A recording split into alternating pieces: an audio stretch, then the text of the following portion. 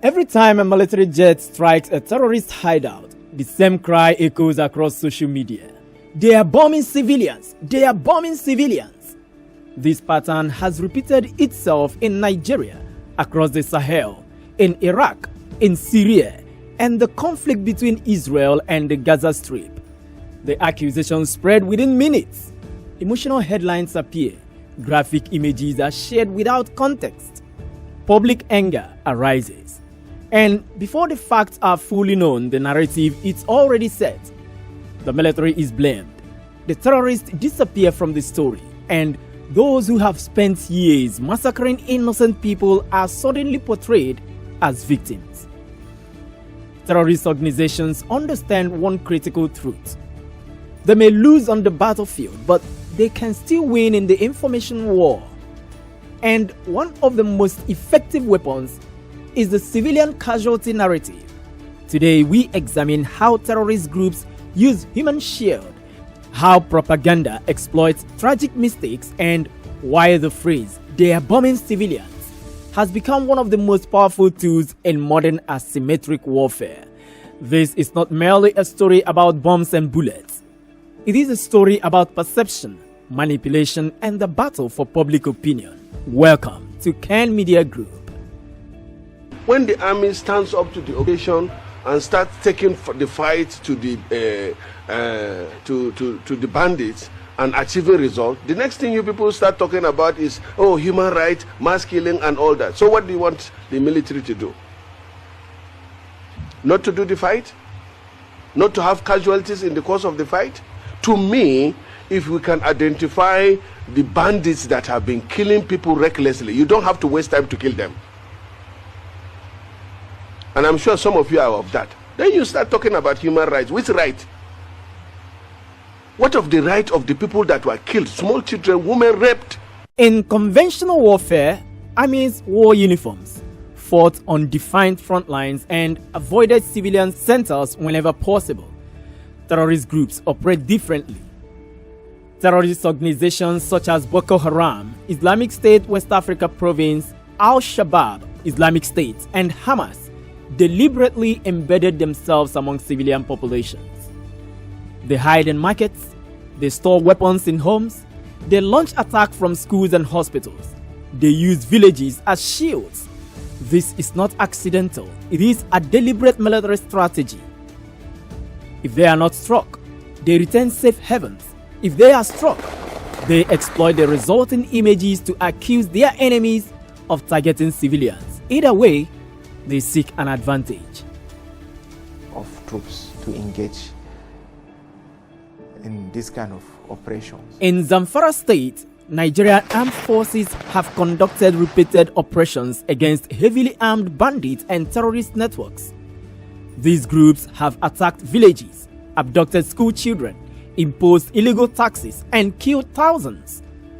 After one reported airstrike on a market allegedly being used by terrorists, social media quickly filled with allegations that civilians has been bombed. Such incidents are serious and deserve independent investigation. But they also illustrate a recurring challenge. When armed groups operate inside civilian spaces, distinguishing combatants from non-combatants become far more difficult. The core question is not whether civilian harm is tragic. It always is. The real question is why terrorist groups continue to position themselves among civilians in the first place. So the best thing is for us to come together to make sure we combat this. The use of human shield is one of the oldest and most cynical tactics in warfare. It places innocent people in danger to deter attacks or generate outrage when attacks occur. Terrorist groups understand that modern democracies and professional militaries face intense scrutiny. A single civilian casualty can overshadow the elimination of hundreds of fighters. One viral image can erase months of operational success. For extremist leaders, civilian suffering becomes a propaganda asset. The objective is to transform tactical defeat into strategic sympathy.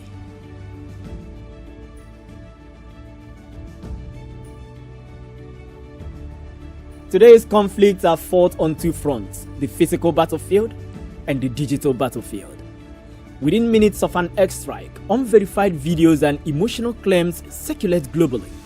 Activists, influencers, and commentators may amplify allegations before official investigations are completed. This does not mean every claim is false. It means information should be approached carefully and verified. Terrorist groups and their supporters rely on rapid emotional reactions to shape public opinion before facts are established. In modern warfare, perceptions can be as consequential as firepower.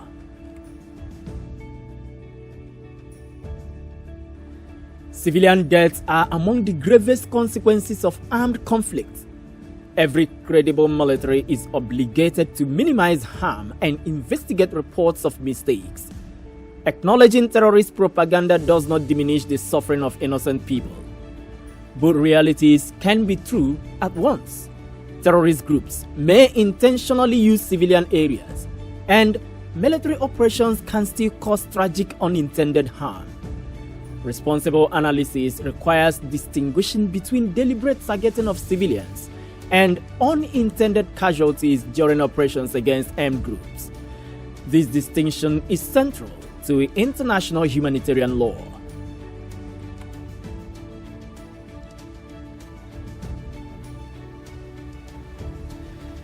In Nigeria, insurgents and bandits have used remote communities and marketplaces as operational hubs. In Somalia, al-Shabaab has embedded within populated areas. In Iraq and Syria, Islamic State fought from densely populated cities.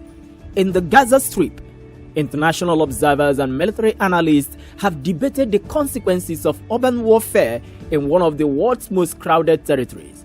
Across these cases, one lesson remains consistent. When armed groups embed among civilians, the risk to innocent lives rises dramatically.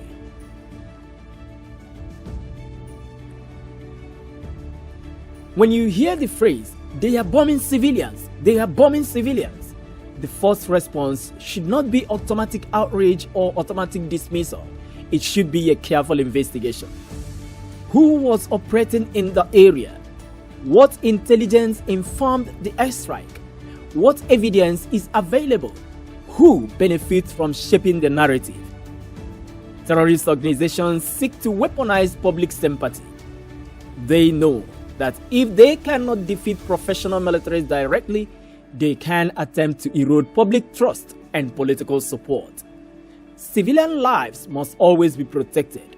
Military errors must be investigated transparently, and terrorist tactics that endanger civilians should be recognized for what they are, because in modern warfare, truth is contested territory, and the side that controls the narrative can influence the course of the conflict itself. If you want to know more about the fight against terrorism in Africa, subscribe to Kann Media Group, like this video and share it with others, because the battle against terrorism is fought not only with weapons, but with facts, and facts matters.